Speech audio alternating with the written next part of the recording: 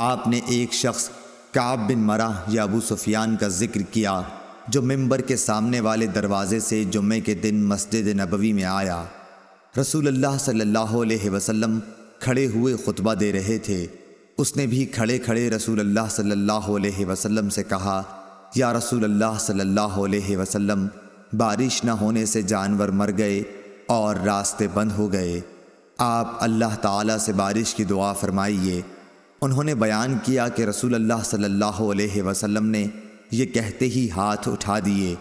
آپ صلی اللہ علیہ وسلم نے دعا کی کہ اے اللہ ہمیں سیراب کر، اے اللہ ہمیں سیراب کر، اے اللہ ہمیں سیراب کر۔ انس رضی اللہ عنہ نے کہا، بخدا کہیں دور دور تک آسمان پر بادل کا کوئی ٹکڑا نظر نہیں آتا تھا اور نہ کوئی اور چیز ہوا وغیرہ جس سے معلوم ہو کہ بارش آئے گی، اور ہمارے اور صلح پہاڑ کے درمیان کوئی مکان بھی نہ تھا کہ ہم بادل ہونے کے باوجود نہ دیکھ سکتے ہوں۔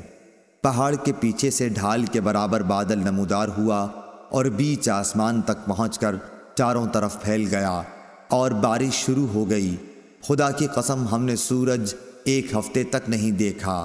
پھر ایک شخص دوسرے جمعے کو اسی دروازے سے آیا۔ رسول اللہ صلی اللہ علیہ وسلم کھڑے ہوئے خطبہ دے رہے تھے۔ اس شخص نے پھر آپ کو کھڑے کھڑے ہی مخاطب کیا کہ یا رسول اللہ صلی اللہ علیہ وسلم، بارش کی کثرت سے مال و منال پر تباہی آ گئی اور راستے بند ہو گئے، اللہ تعالیٰ سے دعا کیجیے کہ بارش روک دے۔ پھر رسول اللہ صلی اللہ علیہ وسلم نے ہاتھ اٹھائے اور دعا کی کہ یا اللہ اب ہمارے ارد گرد بارش برسا، ہم سے اسے روک دے، ٹیلوں، پہاڑوں، پہاڑیوں، وادیوں اور باغوں کو سیراب کر۔ انہوں نے کہا کہ اس دعا سے بارش ختم ہو گئی اور ہم نکلے تو دھوپ نکل چکی تھی۔ شریک نے کہا کہ میں نے انس رضی اللہ عنہ سے پوچھا کہ یہ وہی پہلا شخص تھا، تو انہوں نے فرمایا کہ مجھے معلوم نہیں۔ غزوہ خندق کے دن نبی کریم صلی اللہ علیہ وسلم نے دشمن سے خبر لانے کے لیے صحابہ رضی اللہ عنہم سے کہا تو زبیر رضی اللہ عنہ تیار ہو گئے۔ پھر ان سے کہا تو زبیر رضی اللہ عنہ ہی تیار ہوئے۔ پھر کہا، پھر بھی انہوں نے ہی آمادگی دکھلائی۔ اس کے بعد آپ صلی اللہ علیہ وسلم نے فرمایا کہ ہر نبی کے حواری مددگار ہوتے ہیں، اور میرے حواری زبیر رضی اللہ عنہ ہیں۔ اور سفیان بن عینہ نے بیان کیا کہ میں نے یہ روایت ابن منقدر سے یاد کی، اور ایوب نے ابن منقدر سے کہا، اے ابو بکر، یہ محمد بن منقدر کی کنیت ہے، ان سے جابر رضی اللہ عنہ کی حدیث بیان کیجیے، کیونکہ لوگ پسند کرتے ہیں کہ آپ جابر رضی اللہ عنہ کی احادیث بیان کریں۔ تو انہوں نے اسی مجلس میں کہا کہ میں نے جابر رضی اللہ عنہ سے سنا، اور 4 احادیث میں پے در پے یہ کہا کہ میں نے جابر رضی اللہ عنہ سے سنا۔ علی بن عبداللہ مدینی نے کہا کہ میں نے سفیان بن عینہ سے کہا کہ سفیان ثوری تو غزوہ قریظہ کہتے ہیں بجائے غزوہ خندق کے۔ انہوں نے کہا کہ میں نے اتنے ہی یقین کے ساتھ یاد کیا ہے جیسا کہ تم اس وقت بیٹھے ہو کہ انہوں نے غزوہ خندق کہا۔ سفیان نے کہا کہ یہ دونوں ایک ہی غزوہ ہیں، کیونکہ غزوہ خندق کے فوراً بعد اسی دن غزوہ قریظہ پیش آیا، اور وہ مسکرائے۔ میں عائشہ رضی اللہ عنہا کے پاس گئی، لوگ نماز پڑھ رہے تھے۔ میں نے اس بے وقت نماز پر تعجب سے پوچھا کہ یہ کیا ہے؟ حضرت عائشہ رضی اللہ عنہا نے سر سے آسمان کی طرف اشارہ کیا۔ میں نے پوچھا کیا کوئی نشانی ہے؟ انہوں نے سر کے اشارے سے ہاں کہا، کیونکہ سورج گہن ہو گیا تھا۔ اسما نے کہا کہ نبی کریم صلی اللہ علیہ وسلم دیر تک نماز پڑھتے رہے، یہاں تک کہ مجھ کو غشی آنے لگی۔ قریب ہی ایک مشک میں پانی بھرا رکھا تھا، میں اسے کھول کر اپنے سر پر پانی ڈالنے لگی۔ پھر جب سورج صاف ہو گیا تو رسول اللہ صلی اللہ علیہ وسلم نے نماز ختم کر دی۔ اس کے بعد آپ صلی اللہ علیہ وسلم نے خطبہ دیا۔ پہلے اللہ تعالیٰ کی اس کی شان کے مناسب تعریف بیان کی، اس کے بعد فرمایا اما بعد۔ اتنا فرمانا تھا کہ کچھ انصاری عورتیں شور کرنے لگیں، اس لیے میں ان کی طرف بڑھی کہ انہیں چپ کراؤں تاکہ رسول اللہ صلی اللہ علیہ وسلم کی بات اچھی اچھی طرح سن سکوں، مگر میں آپ کا کلام نہ سن سکی۔ تو پوچھا کہ رسول اللہ صلی اللہ علیہ وسلم نے کیا فرمایا؟ انہوں نے بتایا کہ آپ نے فرمایا کہ بہت سی چیزیں جو میں نے اس سے پہلے نہیں دیکھی تھیں، آج اپنی اس جگہ سے میں نے انہیں دیکھ لیا، یہاں تک کہ جنت اور دوزخ تک میں نے آج دیکھی۔ مجھے وحی کے ذریعے یہ بھی بتایا گیا کہ قبروں میں تمہاری ایسی آزمائش ہوگی جیسے کان دجال کے سامنے یا اس کے قریب قریب۔ تم میں سے ہر ایک کے پاس فرشتہ آئے گا اور پوچھے گا کہ تو اس شخص کے بارے میں کیا اعتقاد رکھتا تھا، مومن یا یہ کہا کہ یقین والا؟ شام کو شک تھا، کہے گا کہ وہ محمد رسول اللہ صلی اللہ علیہ وسلم ہیں، ہمارے پاس ہدایت اور واضح دلائل لے کر آئے، اس لیے ہم ان پر ایمان لائے، ان کی دعوت قبول کی، ان کی اتباع کی اور ان کی تصدیق کی۔ اب اس سے کہا جائے گا کہ تو صالح ہے، آرام سے سو جا، ہم پہلے ہی جانتے تھے کہ تیرا ان پر ایمان ہے۔ شام نے شک کے اظہار کے ساتھ کہا کہ رہا منافق یا شک کرنے والا، تو جب اس سے پوچھا جائے گا کہ تو اس شخص کے بارے میں کیا کہتا ہے، تو وہ جواب دے گا مجھے نہیں معلوم، میں نے لوگوں کو ایک بات کہتے سنا، اسی کے مطابق میں نے بھی کہا۔ شام نے بیان کیا کہ فاطمہ بنت منذر نے جو کچھ کہا تھا میں نے وہ سب یاد رکھا، لیکن انہوں نے قبر میں منافقوں پر سخت عذاب کے بارے میں جو کچھ کہا وہ مجھے یاد نہیں رہا۔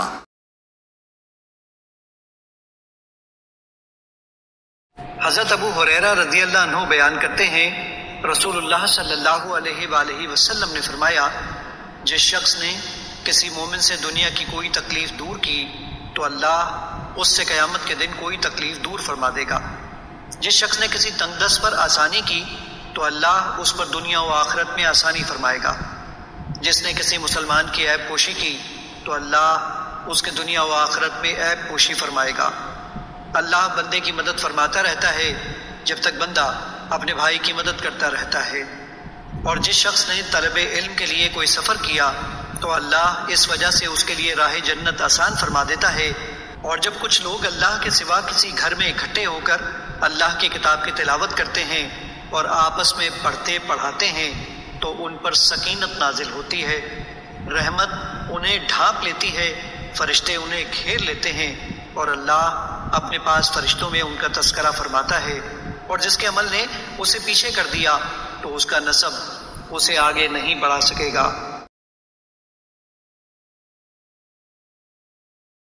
رسول اللہ صلی اللہ علیہ وسلم کے زمانے میں 1 سال قحط پڑا۔ آپ جمعے کی نماز کے لیے خطبہ دے رہے تھے کہ ایک شخص نے کھڑے ہو کر کہا، یا رسول اللہ، گھوڑے بھوک سے ہلاک ہو گئے اور بکریاں بھی ہلاک ہو گئیں، آپ اللہ تعالیٰ سے دعا کیجئے کہ وہ ہم پر پانی برسائے۔ حضرت صلی اللہ علیہ وسلم نے اپنے ہاتھ اٹھائے اور دعا کی۔ حضرت انس رضی اللہ عنہ نے بیان کیا کہ اس وقت آسمان شیشے کی طرح بالکل صاف تھا، اتنے میں ہوا چلی، اس نے ابر کو اٹھایا، پھر اس ابر کے بہت سے ٹکڑے جمع ہو گئے اور آسمان نے گویا اپنے دہانے کھول دیے۔ جب ہم مسجد سے نکلے تو گھر پہنچتے پہنچتے پانی میں ڈوب چکے تھے۔ بارش یوں ہی دوسرے جمعے تک برابر ہوتی رہی۔ دوسرے جمعے کو وہی صاحب یا کوئی دوسرے پھر کھڑے ہوئے اور عرض کیا، اے اللہ کے رسول، مکانات گر گئے، دعا فرمائیے کہ اللہ تعالیٰ بارش روک دے۔ حضرت صلی اللہ علیہ وسلم مسکرائے اور فرمایا، اے اللہ، اب ہمارے چاروں طرف بارش برسا، جہاں اس کی ضرورت ہو، ہم پر نہ برسا۔ حضرت انس رضی اللہ عنہ کہتے ہیں کہ میں نے جو نظر اٹھائی تو دیکھا کہ اسی وقت ابر پھٹ کر مدینے کے ارد گرد سرپیچ کی طرح ہو گیا تھا۔ حضرت ابو ہریرہ رضی اللہ عنہ بیان کرتے ہیں رسول اللہ صلی اللہ علیہ وآلہ وسلم نے فرمایا، روز قیامت سب سے پہلے شہید کا فیصلہ سنایا جائے گا، اسے پیش کیا جائے گا تو اللہ اسے اپنی نعمتیں یاد کرائے گا اور وہ ان کا اعتراف کرے گا۔ پھر اللہ فرمائے گا، تو نے ان کے بدلے میں شکر کے طور پر کیا کیا؟ وہ عرض کرے گا، میں نے تیری خاطر جہاد کیا حتیٰ کہ مجھے شہید کر دیا گیا۔ اللہ فرمائے گا، تو نے جھوٹ کہا کیونکہ تو نے داد شجاعت حاصل کرنے کے لیے جہاد کیا تھا۔ بس وہ کہہ دیا گیا۔ پھر اس کے متعلق حکم دیا جائے گا تو اسے منہ کے بل گھسیٹ کر جہنم میں ڈال دیا جائے گا۔ دوسرا شخص جس نے علم حاصل کیا اور اسے دوسروں کو سکھایا اور قرآن کریم کی تلاوت کی، اسے بھی پیش کیا جائے گا تو اللہ اسے اپنی نعمتیں یاد کرائے گا۔ وہ ان کا اعتراف کرے گا۔ اللہ پوچھے گا کہ تو نے ان کے بدلے میں کیا کیا؟ وہ عرض کرے گا میں نے علم سیکھا اور اسے دوسروں کو سکھایا، اور میں تیری رضا کی خاطر قرآن کی تلاوت کرتا رہا۔ اللہ فرمائے گا تو نے جھوٹ کہا، البتہ تو نے علم اس لیے حاصل کیا تھا کہ تمہیں عالم کہا جائے، اور قرآن پڑھا تاکہ تمہیں قاری کہا جائے۔ وہ کہہ دیا گیا۔ پھر اس کے متعلق حکم دیا جائے گا تو اسے منہ کے بل گھسیٹ کر جہنم میں ڈال دیا جائے گا۔ تو تیسرا وہ شخص جسے اللہ تعالیٰ نے مال و زر کی جملہ اقسام سے خوب نوازا ہوگا، اسے پیش کیا جائے گا تو اللہ اسے اپنی نعمتیں یاد کرائے گا۔ وہ انہیں پہچان لے گا تو اللہ پوچھے گا تو نے ان کے بدلے میں کیا کیا؟ وہ عرض کرے گا میں نے ان تمام مواقع پر جہاں خرچ کرنا تجھے پسند تھا خرچ کیا۔ اللہ فرمائے گا تو نے جھوٹ کہا، تو نے تو اس لیے خرچ کیا کہ تجھے بڑا سخی کہا جائے۔ بس وہ کہہ دیا گیا۔ پھر اس کے متعلق حکم دیا جائے گا تو اسے منہ کے بل گھسیٹ کر جہنم میں ڈال دیا جائے گا۔ ایک دن آن حضرت صلی اللہ علیہ وسلم لوگوں میں تشریف فرما تھے کہ آپ کے پاس ایک شخص آیا اور پوچھنے لگا کہ ایمان کسے کہتے ہیں؟ آپ صلی اللہ علیہ وسلم نے فرمایا کہ ایمان یہ ہے کہ تم اللہ پاک کے وجود اور اس کی وحدانیت پر ایمان لاؤ، اور اس کے فرشتوں کے وجود پر، اور اس اللہ کی ملاقات کے برحق ہونے پر، اور اس کے رسولوں کے برحق ہونے پر، اور مرنے کے بعد دوبارہ اٹھنے پر ایمان لاؤ۔ پھر اس نے پوچھا کہ اسلام کیا ہے؟ آپ صلی اللہ علیہ وسلم نے پھر جواب دیا کہ اسلام یہ ہے کہ تم خالص اللہ کی عبادت کرو اور اس کے ساتھ کسی کو شریک نہ بناؤ، اور نماز قائم کرو، اور زکوٰۃ فرض ادا کرو، اور رمضان کے روزے رکھو۔ پھر اس نے احسان کے متعلق پوچھا۔ آپ صلی اللہ علیہ وسلم نے فرمایا احسان یہ ہے کہ تم اللہ کی عبادت اس طرح کرو گویا تم اسے دیکھ رہے ہو۔ اگر یہ درجہ نہ حاصل ہو تو پھر یہ تو سمجھو کہ وہ تم کو دیکھ رہا ہے۔ پھر اس نے پوچھا کہ قیامت کب آئے گی؟ آپ صلی اللہ علیہ وسلم نے فرمایا کہ اس کے بارے میں جواب دینے والا پوچھنے والے سے کچھ زیادہ نہیں جانتا، البتہ میں تمہیں اس کی نشانیاں بتلا سکتا ہوں۔ وہ یہ ہیں کہ جب لونڈی اپنے آقا کو جنے گی، اور جب سیاہ اونٹوں کے چرانے والے دیہاتی لوگ ترقی کرتے کرتے مکانات کی تعمیر میں ایک دوسرے سے بازی لے جانے کی کوشش کریں گے، یاد رکھو قیامت کا علم ان 5 چیزوں میں ہے جن کو اللہ کے سوا کوئی نہیں جانتا۔ پھر آپ صلی اللہ علیہ وسلم نے یہ آیت پڑھی کہ اللہ ہی کو قیامت کا علم ہے کہ وہ کب ہوگی۔ پھر وہ پوچھنے والا پیٹھ پھیر کر جانے لگا۔ آپ نے فرمایا کہ اسے واپس بلا کر لاؤ۔ لوگ دوڑ پڑے مگر وہ کہیں نظر نہیں آیا۔ آپ صلی اللہ علیہ وسلم نے فرمایا کہ یہ جبرائیل علیہ السلام تھے جو لوگوں کو ان کا دین سکھانے آئے تھے۔ نبی کریم صلی اللہ علیہ وسلم رمضان کے اس عشرے میں اعتکاف کیا کرتے جو مہینے کے بیچ میں پڑتا ہے۔ 20 راتوں کے گزر جانے کے بعد جب 21ویں تاریخ کی رات آتی تو شام کو آپ صلی اللہ علیہ وسلم گھر واپس آ جاتے۔ جو لوگ آپ کے ساتھ اعتکاف میں ہوتے وہ بھی اپنے گھروں میں واپس آ جاتے۔ ایک رمضان میں آپ صلی اللہ علیہ وسلم جب اعتکاف کیے ہوئے تھے تو اس رات میں بھی مسجد ہی میں مقیم رہے جس میں آپ کی عادت گھر آ جانے کی تھی۔ پھر آپ نے لوگوں کو خطبہ دیا اور جو کچھ اللہ پاک نے چاہا آپ نے لوگوں کو اس کا حکم دیا۔ پھر فرمایا کہ میں اس دوسرے عشرے میں اعتکاف کیا کرتا تھا، لیکن اب مجھ پر یہ ظاہر ہوا ہے کہ اب اس آخری عشرے میں مجھے اعتکاف کرنا چاہیے، اس لیے جس نے میرے ساتھ اعتکاف کیا ہے وہ اپنے معتکف ہی میں ٹھہرا رہے۔ اور مجھے یہ رات شب قدر دکھائی گئی لیکن پھر بھلوا دی گئی، اس لیے تم لوگ اسے آخری عشرے کی طاق راتوں میں تلاش کرو۔ میں نے خواب میں اپنے کو دیکھا کہ کہ اس رات کیچڑ میں سجدہ کر رہا ہوں۔ پھر اس رات آسمان پر ابر ہوا اور بارش برسی۔ نبی کریم صلی اللہ علیہ وسلم کے نماز پڑھنے کی جگہ چھت سے پانی ٹپکنے لگا۔ یہ 21ویں کی رات کا ذکر ہے۔ میں نے خود اپنی آنکھوں سے دیکھا کہ آپ صلی اللہ علیہ وسلم صبح کی نماز کے بعد واپس ہو رہے تھے اور آپ کے چہرے مبارک پر کیچڑ لگی ہوئی تھی۔